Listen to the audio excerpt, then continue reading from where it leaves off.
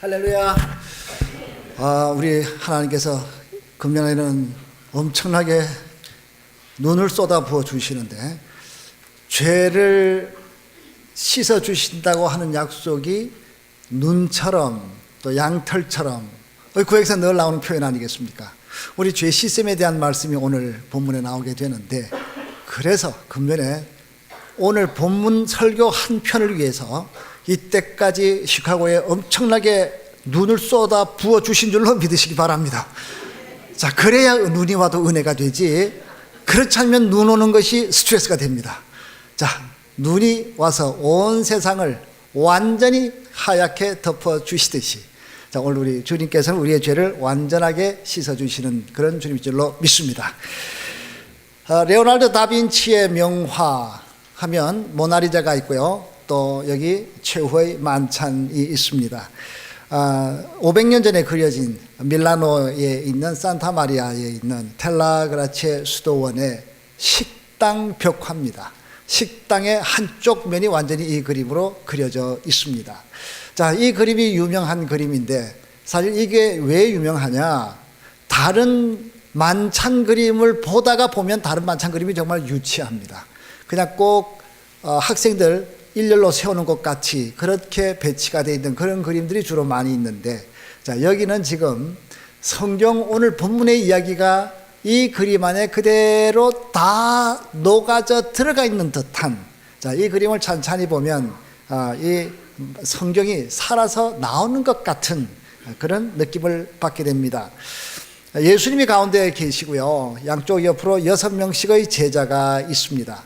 혹시 이 가운데 가룟 유다가 누구인지 여러분 혹시 찾아보셨습니까?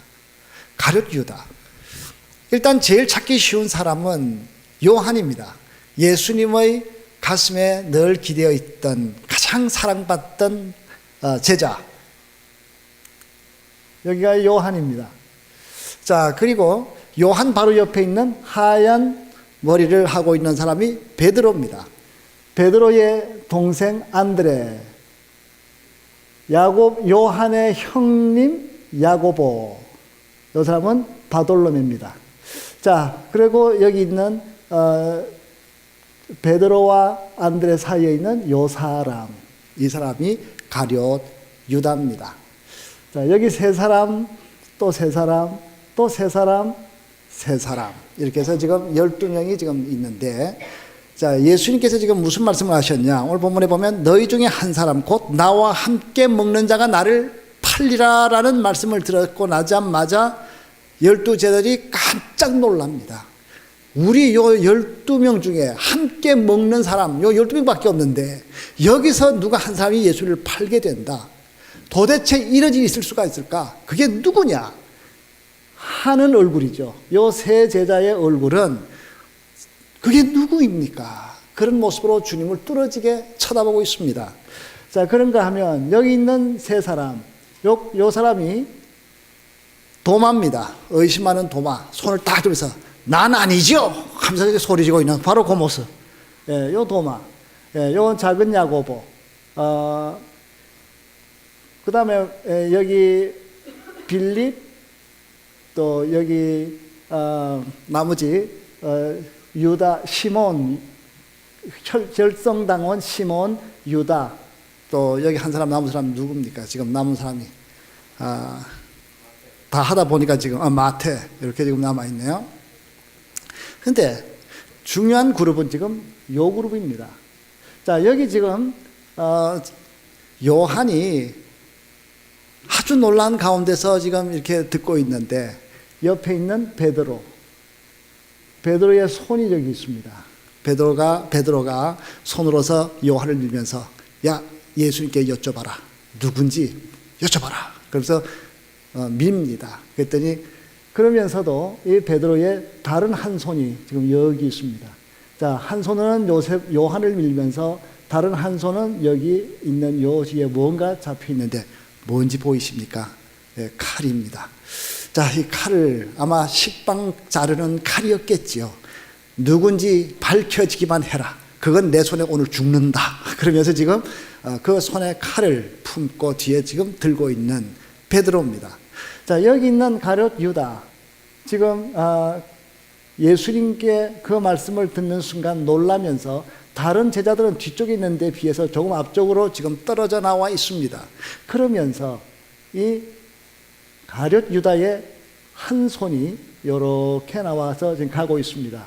요 한 손, 요 손이 요 그릇에 지금 들어가려고 하고 있는데 또 다른 손이 여기 있습니다. 바로 예수님의 손이 요 그릇을 향해 갑니다. 예수님의 손과 가룟 유다의 손이 지금 이 그릇에서 만나려고 하는 그런 순간입니다. 나와 함께 그릇에 손을 넣는 자가 나를 팔리라. 자, 바로 이 그림이 바로 오늘 본문의 이야기를 대변해주고 있는 꼭 드라마틱한 바로 이 이야기가 이 그림에서 나타나는 것 같이 보입니다. 자, 오늘 이 배경에서 본문을 이렇게 말씀하고 있습니다. 19절에서 그들이 근심하며 하나씩 나는 아니지요 하고 말하기 시작하니 그들에게 이르시되 12 중 하나 곧 나와 함께 그릇에 손을 넣는 자니라. 인자는 자기 대하여 기록된 대로 가거니와 인자를 파는 그 사람에게는 화가 있으리로다. 그 사람은 차라리 나지 아니하였다면 자기에게 좋을 뻔하였느니라. 자, 오늘 이 본문의 이야기는요, 두 가지 사건이 나옵니다. 하나는 유월절 사건이 나오고 Passover, 유월절 사건이 나오고, 그리고 뒤에 이어서 성만찬 이야기가 나옵니다. 자, 이 다른 두 사건, 자, 오늘 이 두 가지 사건이 사실은 한 사건으로 지금 소개되고 있습니다. 첫 번째입니다. 자, 유월절 사건. 오늘 이 본문의 이야기는 유월절 만찬, 식사를 어디서 준비할까요? 하는 이야기부터 시작이 되고 있습니다. 12절에서 무교절의 첫날 곧 유월절 양 잡는 날에, 유월절 양을 잡는 날, 그러니까 아직 유월절이 안 됐습니다. 자, 유월절은 우리가 잘 아시는 대로, 여러분 아시는 대로 유월절은 금요일 해 질 때부터 시작이 됩니다. 날짜가 바뀌는 것이 밤 12시간이고 해가 지면 날이 바뀌지 않습니까? 자, 금요일 날 해가 지면 유월절 시작됩니다.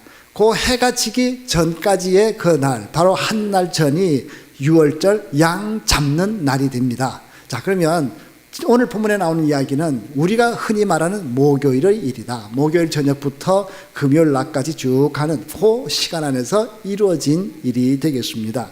자, 그래서 무교절 양 잡는 날에, 유월절 양 잡는 날에 제자들이 예수께 여짜오되 우리가 어디로 가서 선생님께서 유월절 음식을 잡수시게 준비하기를 원하나이까? 그렇게 묻고 있습니다.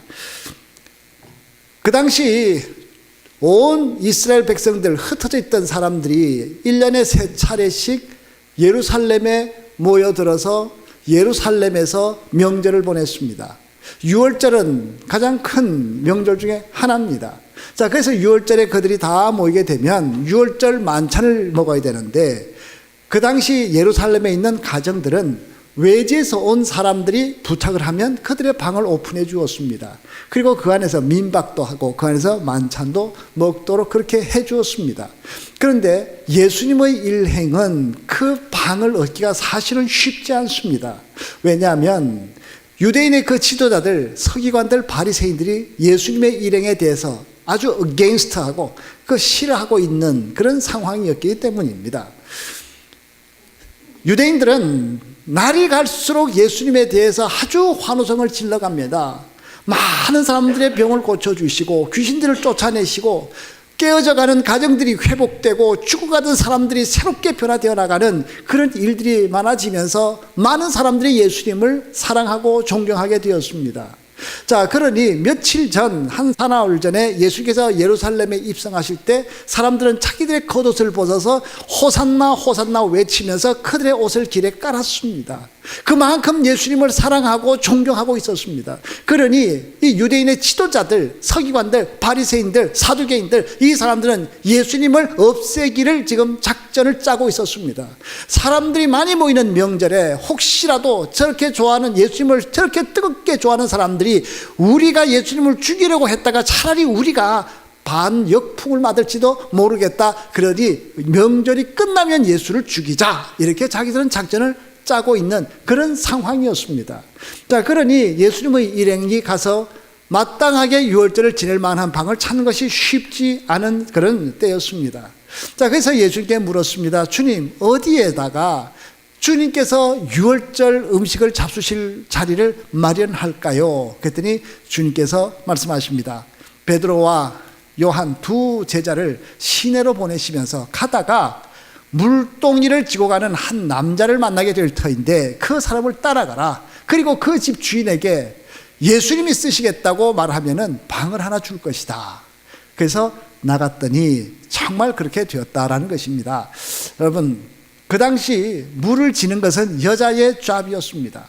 사실 그 물이 참 무겁잖아요. 근데 그 물 지는 것은 다 여자들이 하던 일이었기 때문에 남자가 물을 지고 간다 하는 것은 아주 흔치 않은 일입니다. 그러니 나가서 남자가 물 지고 가는 것 찾는 것은 쉬운 일이죠. 그래서 그 사람을 따라가서 주인에게 얘기했더니 주인은 흔쾌히 큰 방을 보여주면서 이 방에서 만찬을 하시지요. 그렇게 그 방을 허락해 주었습니다. 여러분, 유월절이 어떤 날일까요? 우리가 잘 아는 유월절.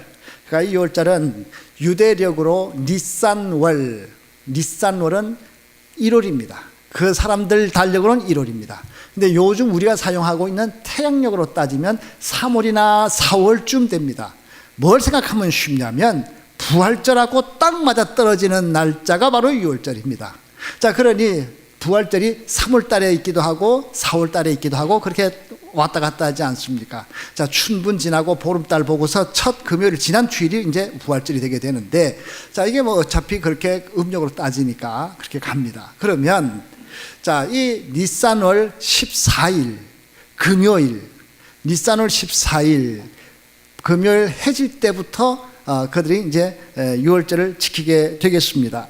자, 그들이 뭐 다 하는 얘기지만 혹시 한번 잠깐 돌이켜 본다면 애굽에 다 포로되어서 죽을 고생을 하고 있던 이스라엘 백성들에게 하나님께서는 해방을 주시기 위하여서 애굽에 10가지의 재앙을 내립니다. 그 중에 제일 마지막 재앙이 뭡니까?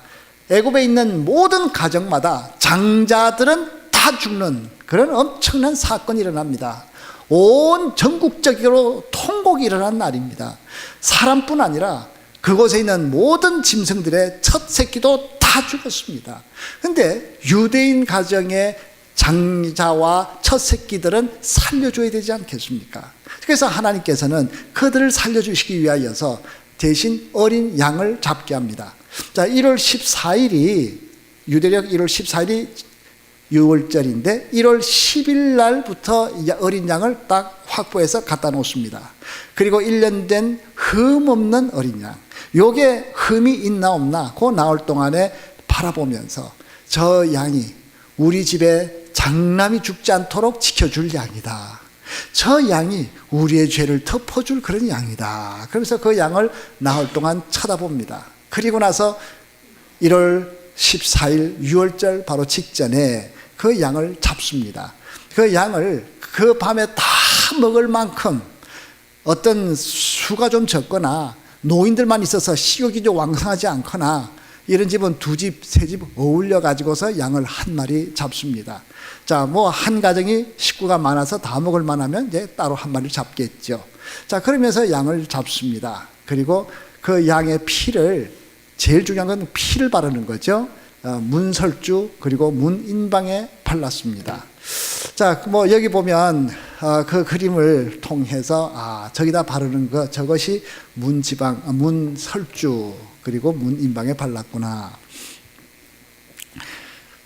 밤에 죽음의 사자가 모든 애굽의 장남들을 다 죽이러 집집마다 돌아다니는데, 그런데 저렇게 피가 묻어 있는 집은, 양의 피가 있는 그 집은 죽음의 천사가 뛰어넘어서 그 집에 죽음을 주지 않고 지나갔다. 그래서 넘을 유, 넘을 월, 유월절, pass over 해서 지나갔다. 그래서 그 날이 유월절의 기원이 됐습니다. 자, 이 이야기를 출애굽기 12장에서 이렇게 쓰고 있습니다. 내가 그 밤에 애굽 땅에 두루 다니며 사람이나 짐승을 막론하고 애굽 땅에 있는 모든 처음 난 것을 다 치고 애굽의 모든 신을 내가 심판하리라. 나는 여호와라. 내가 애굽 땅을 칠 때에 그 피가 너희가 사는 집에 있어서 너희를 위하여 표적이 될지라. 내가 피를 볼 때에 너희를 넘어가리니, 피를 볼 때 너희를 넘어가리니 재앙이 너희에게 내려 멸하지 아니하리라. 자, 이것이 6월절이었습니다. 자, 그런가 하면 오늘 성만찬이라는 것이 처음 시작되게 되는 장면이 그 뒤에 바로 이어서 나옵니다. 자, 이 6월절 만찬을 준비하러 갔던 이 제자들은 6월절은 사실 그 다음 날이죠. 예수님이 돌아가시고 난 후가 이제 6월절이 됩니다. 근데 그 전날 성만찬을 지금 대신 베풀게 되셨습니다. 여러분, 예수님께서 돌아가신 시간은 금요일 오후 3시입니다. 자, 금요일 오후 해질 때부터 6월절이 시작되게 되는데, 금요일 오후 3시, 이 시간은 유대인들이 양을 잡기 시작하는 시간입니다. 3시에서 5시 사이에 6월절 양들 잡았다고 합니다.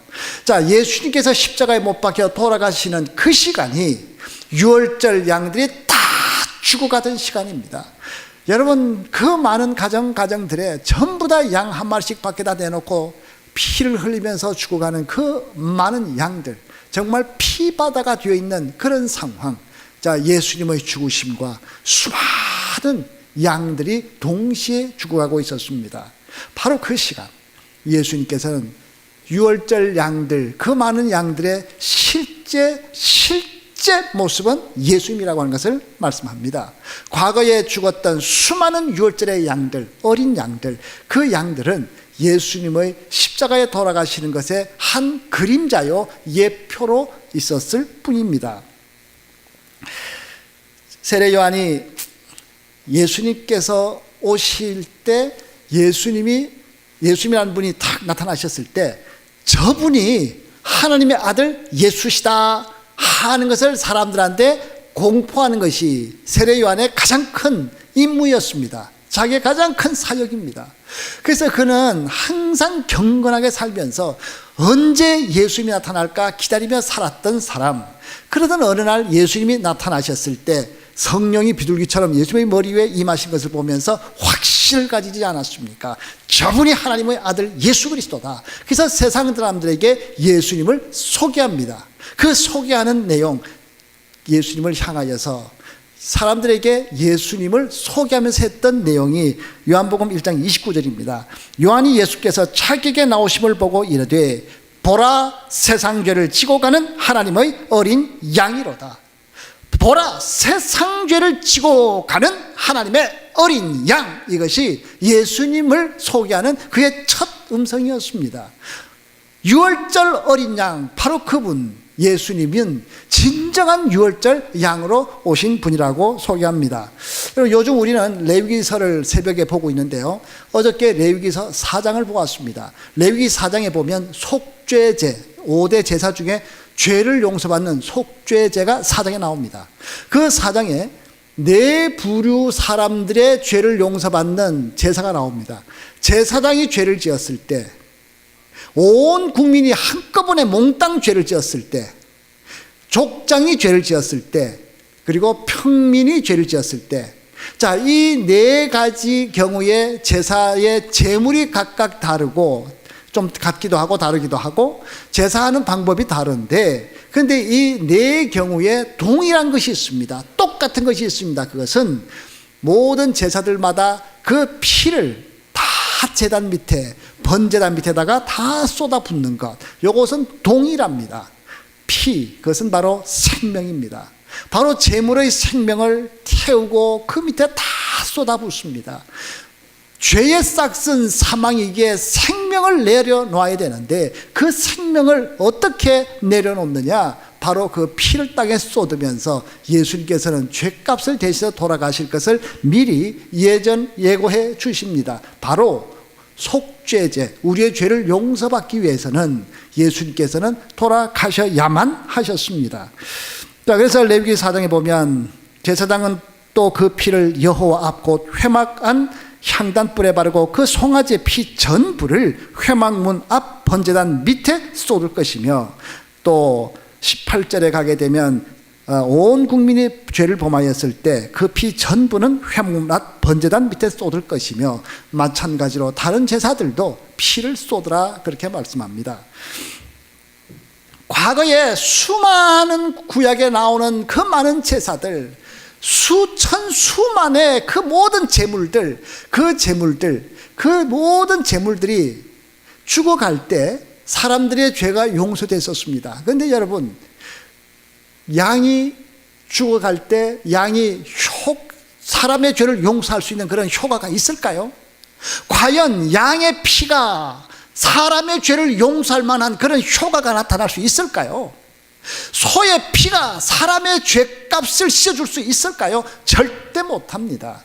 자, 그러면 그 소피, 양피 흘려던 수많은 제물의 피는 무엇을 말합니까? 바로 오실 예수님, 진정 우리의 죄를 용서할 수 있는 진정한 피, 예수님의 보혈, 그 피에 대한 하나의 그림자였습니다. 앞으로 오실 하나님의 아들 예수님이 우리 죄를 대신해 돌아가실 것인데, 그 예수님이 오시기 전까지는 오실 예수님을 바라보면서 이 제물을 바칠 때 이 제물은 예수님에 대한 하나의 대타로서, 대신으로서, 그림자로서, 비록 내가 이 제물을 바치지만, 이 소를 바치지만, 그러나 이 피를 흘리는 것은 곧 예수님께서 흘리는 그 피가 올 때 완성될 것을 미리 예표하면서 그들은 제사를 지냈습니다. 자, 그래서 예수께서 사형을 당하시기에 몇 시간 전에 오늘 본문 20절에서 이렇게 말씀합니다. 그들이 먹을 때에 예수께서 떡을 가지사 축복하시고 떼어 제자들에게 주시며 이르시되, 받으라, 이것은 내 몸이니라. 이것은 내 몸이니라. 또 잔을 가지사 감사 기도하시고 그들에게 주시니 다 이를 마시며 이르시되, 이것은 많은 사람을 위하여 흘리는 나의 피, 곧 언약의 피니라.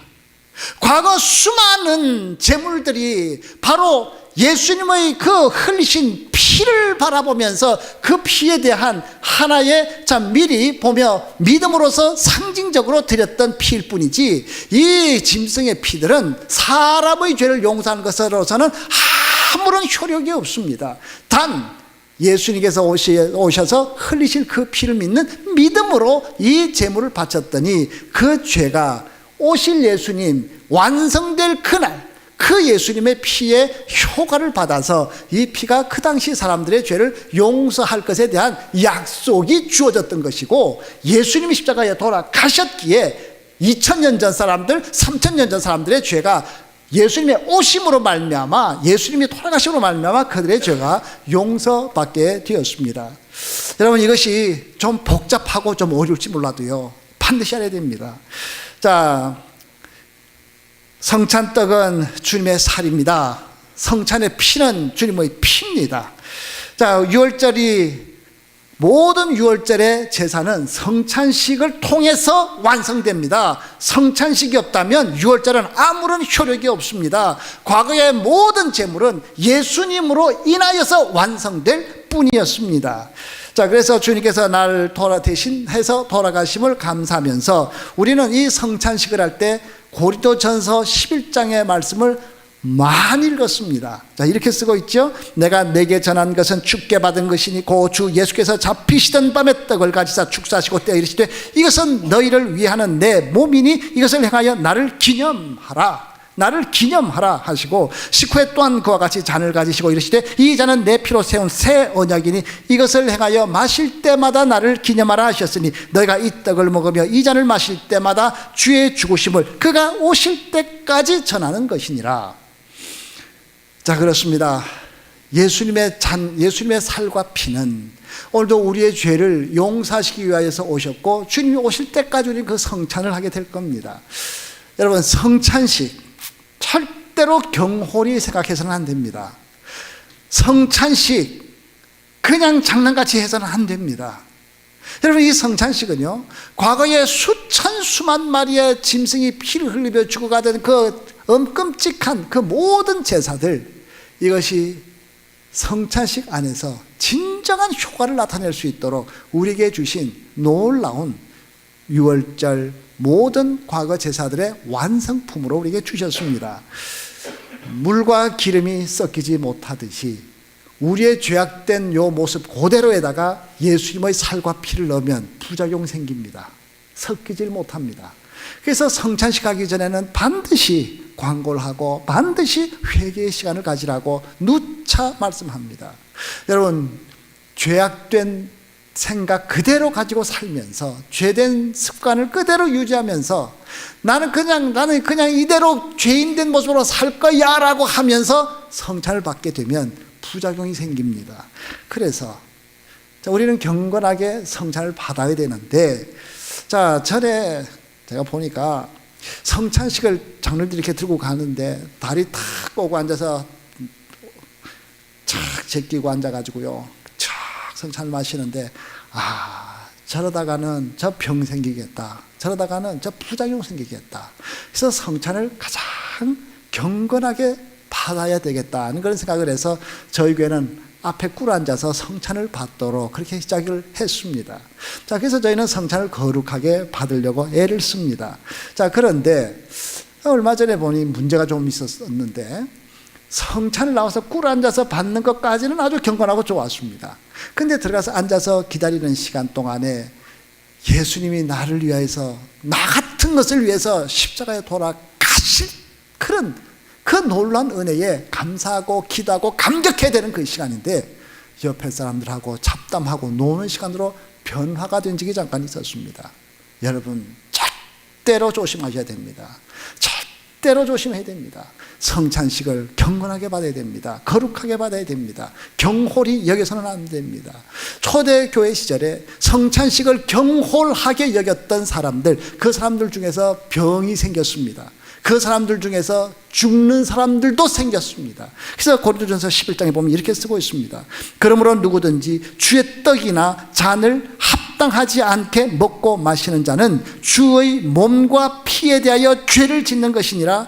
그러므로 너희 중에 약한 자와 병든 자가 많고 잠자는 자, 잠잔다, 죽었다는 말입니다. 그것 때문에 죽는 사람들도 적지 아니했다. 그렇게 경고를 하고 있습니다.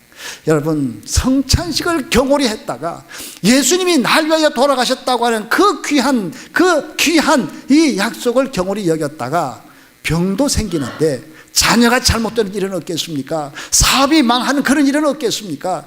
예수님의 피가, 하나님의 아들 되신 예수님께서 이 세상에 오셔서 날 위하여 돌아가신 그 성찬을 받는데 그것을 경홀히 여겼다. 어떤 어려움들 오지 않겠습니까? 정말 조심해야 됩니다. 몸에 질병이 생겨서 아프기도 하겠지만 공동체의 아픔도 생깁니다. 여러분, 어떤 분은요, 정말 열심히 신앙생활을 하던 분이었는데 성찬식에서 옆에 사람들이 자꾸 잡담을 하니까 그거 하지 말라고 그랬다가 그냥 그것 때문에 상처를 받아서 교회를 떠난 분도 계십니다. 얼마나 큰 아픔인지 모릅니다.